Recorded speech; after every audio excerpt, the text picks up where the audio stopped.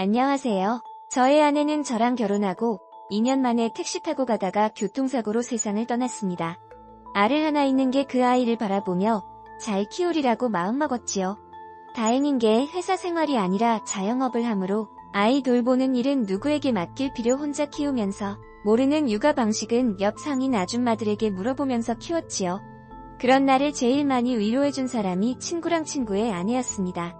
무슨 일이 있을 때마다 우리 아이를 돌보아주고 하면서 저에겐 많은 위로가 되었지요. 그런데 아이가 5살 무렵 그 친구가 췌장암으로 병원에 입원을 했더군요.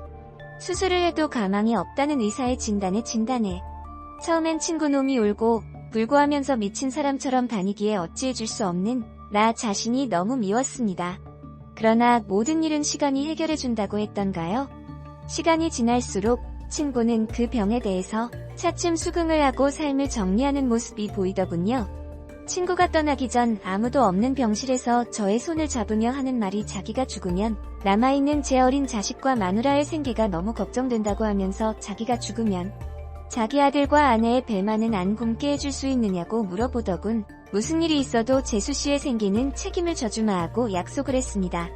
그런 식으로 근 2년을 방문하면서 재수씨랑 너무 가까워지면서 저도 5년여 동안 독수 공방을 해오다 보외로운 마음을 진정을 시킬 수가 없어 우연한 계기로 잠자리까지 하게 되었어요. 하늘에 있는 친구에게 죄책감이 들어 마음이 싱숭생숭할 무렵 머릿속에서 환청이 들리는 듯이 누군가가 말을 하는 것 같았습니다. 친구가 죽을 때 처자식 배 안 굶기게 해달라는 말이 책임져 달라는 소리로 들으라는 그 환청이 들리더군요. 그래서 같이 살자고 끈질기게 구애를 해서 답을 받아내었다. 주위 사람들도 사연을 알고 나서는 친구도 그걸 바랄 거다라고 하시다. 그리해서 주위의 따뜻함 속에서 결혼식을 올려 제2의 인생을 살게 되었습니다.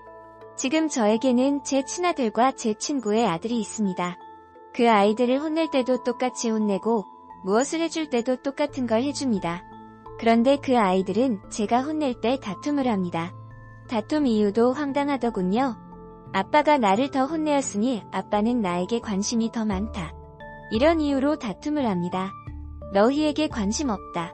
난 오로지 너희 엄마에게만 관심 있다 하며 아내에게 입맞춤을 하지요. 그럼 자기들은 입을 삐죽거리면서 우리도 엄마, 아빠에겐 관심 없거든요. 하던 보보나 많이 하세요. 하면서 자기들 방으로 들어가서 컴퓨터 게임에 빠지곤 하지요. 차츰 저에게 마음을 열어가는 친구의 아들을 보고 있노라면 대견스럽기도 하고 마음 한쪽으로는 안쓰러운 마음이 이루 말할 수가 없습니다. 친구가 안 죽었다면 더 좋은 환경에서 더 행복한 삶을 살 수도 있었을 건데 안쓰러운 마음을 쓸어내리곤 합니다. 친구의 어머니에게도 매주 꼬박꼬박 안부 전화를 드리니 연신 고맙다고 하십니다. 저는 친구의 어머니께 손자가 보고 싶을 땐 언제든지 오시는 아니면 우리가 간다고 말씀을 드리고 다음 달 15일은 친구의 기일입니다. 아내랑 같이 친구의 산소에 가서 잘 살고 있으니 걱정 말라고 말을 하고 싶습니다. 이제 처자식 걱정은 말고 하늘에서 편안히 생활하라고 말을 하고 싶네요.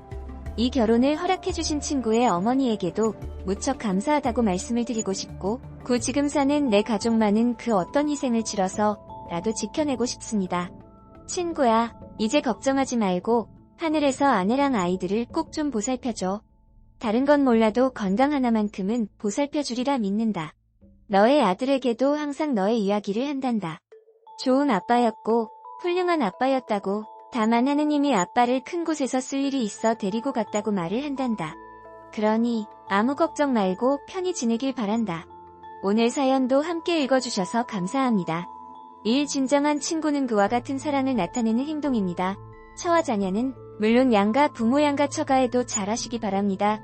그것이 사랑의 도리일 것입니다. 잔잔한 호수가 애서 지는 애를 바라보고 있는 두 연인과 같은 사연입니다. 인간은 누구나 다 죽는 것과 같이 그래서 누구나 다 사랑해야 합니다. 유행가 가사처럼 사랑은 무죄랍니다. 행복하세요. 3. 시아버지가 나이값을 못하시네요. 그리고 그 아버지의 그 아들 며느리분이 불쌍하네요. 잘 해결됐다지만 평생 기억 속에서 트라우마로 남을 텐데 에휴. 4. 그 정도로 3년 집행유예면 엄청 큰 겁니다. 개전에 정이 없어서 그리 된 것이고요. 한마디로 세상 무서운 줄 모르는 개차반 놓친내네요. 그걸 노출하고 한답니다. 추하게 늙는 거, 이제 분가하셨으니 항상 행복하세요. 오, 처음부터 월세라도 얻어 분가해야지 왜 같이 살아요. 노인네가 아주 더럽게 늙었네요. 돈이 있음 얼마나 있다고 추하게 늙어서 그 망신을 자식들이 겪게 하나? 어차피 죽으면 재산 아들한테 오니 넘 걱정 말고 노인네 살고 나오면 사람 좀 됐으면 좋겠네요. 6. 저 정도면 정신병 아닌가? 젊었을 때 어때건 지금 현실이 할아버지인데 젊고 이쁜 여자들이 눈이 없냐 할아버지한테 매력 느끼게. 역으로 지가 젊었을 때 할머니한테 매력 느꼈을까? 진짜 주제 파악 현실 파악 안 되는 병신들 많네. 중후하고 점잖게 늙어가는 할아버지 할머니들이 멋있더라. 더 매력적이고. 아 진짜 추하네. 저 정도면 진짜 안 밝혀진 강간범죄도 있는지 수사해봐야 하는 거 아님? 진짜로 뭐가 잘못된 건지 모르는 사이코패스 같은데. 그럼 아버님은 그렇게 시간이 남아도셔서 낮에는 밥하고 오후에는 열심히 일하는 저랑 다르게 밤낮 안 가리고 길 가다니는 처자들 희롱하고 사세요? 히히덕거리면서 아버님 나이가 72예요. 70 청년이 아니라 할아버지라고요. 늙어가지고 며느리한테 할 말 못할 말 다 하고 심지어 모르는 여자들한테 헛소리해서 고소까지 당하시고 쪽팔려요 정말.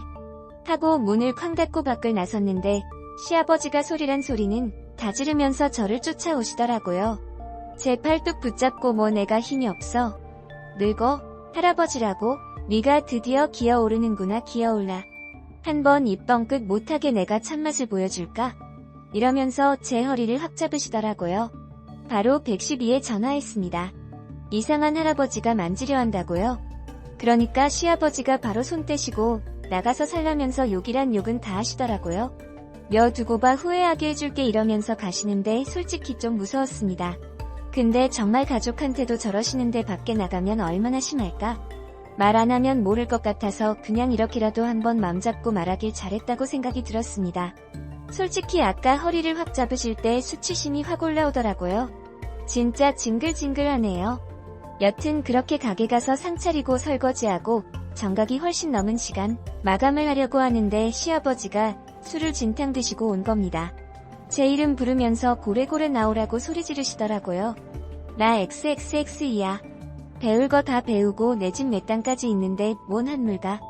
이러면서 테이블에 앉아있던 여자 손님 허리를 확 잡으면서 뽀뽀를 하셨습니다. 옆에 남자친구로 보이는 사람 한 명과 앞에 그 친구들로 보이는 사람들까지 있는 데서요. 바로 난리가 났죠. 일행분들 테이블 뒤엎고 시아버지는 바닥에 쓰러지고 경찰 부르고 그 여자분은 극대노에서 콩밥 먹을 줄 알라면서 어디서 노망나서 여자 종처럼 부리는 세상인 줄 아냐며 정신 차리라고 소리 지르시고 완전 전쟁통이었습니다. 진짜 남편 친구네 가게에서 시아버지가 와서 난리치고 경찰까지 오고 난리도 아니었습니다. 경찰 오기까지 그 10분 사이에 시아버지 옷 벗으시고 나 좀 보라고 난리나고 남자들은 말리고 또 다른 테이블에 있던 여성분들이 미친 바바리는 같은 아저씨가 와서 난리라고 또 신고하고 오후 경찰 오고 식당에 있는 손님분들이 고소장 작성하고 시아버지 조사받으시고 남편한테 전화 오고 했네요. 사실 난리는 났지만 속으로는 엄청 고소하고 차라리 잘됐다 했어요. 진짜 경찰 조사 제대로 받고 검사, 판사 앞에서 혼나봐야 정신을 차릴 거라고 계속 생각했거든요. 진짜 이러다 주제 모르고 엄한 사람 건드려 큰일 날까 했는데 조마조마하던 게 터졌네요. 빨리 사과하고 빌라는 경찰 아저씨 말씀에 시아버지는 되려 고소하라면서 큰소리치고 돈이 없어 백이 없어 이러면서 반성하는 기미도 없이 되려 역정내는 모습에 선처는 없다고 고소인분들이 못 박아두셨고 검찰의 사건이 송치될 때까지도 합의하려는 노력도 없이 난 잘못 없다. 고래고래 배짱인 시아버지는 결국 재판까지 갔습니다. 끝까지 버릇 못 고치더니 큰일 난 거죠. 결국 시아버지는 인천지법 형사부에 강제추행 혐의로 기소되었습니다. 초범이 아니고 유사 전과가 있었던 시아버지의 반성의 기미가 없는 모습까지 그리고 고소인들의 선처 없음은 재판부에 반영되어 징역 2년 6개월에 집행유예 3년을 선고했다고 받았습니다. 집행유예 비록 3년이지만 징역형을 받고 전과범이 되었다는 사실에 솔직히 다행이라고 생각했네요. 차라리 집행유예 안 떨어지면 좋았겠다 싶었어요. 판결이 내려지고 시아버지는 드디어 좀 충격을 받으신지 뻥끗 안 하시더라고요. 80시간의 사회봉사, 3년간 아동 청소년 관련 기관 및 장애인 복지시설 취업 제안도 함께 받았습니다.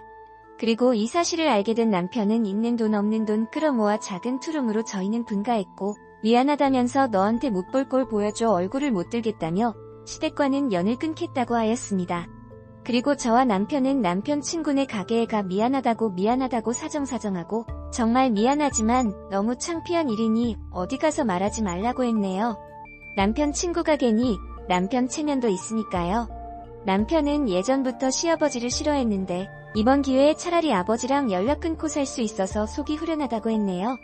남편이 시아버지에게 창피하다고 고래고래 소리 지르고 시아버지는 똑같이 어디서 소리 지르냐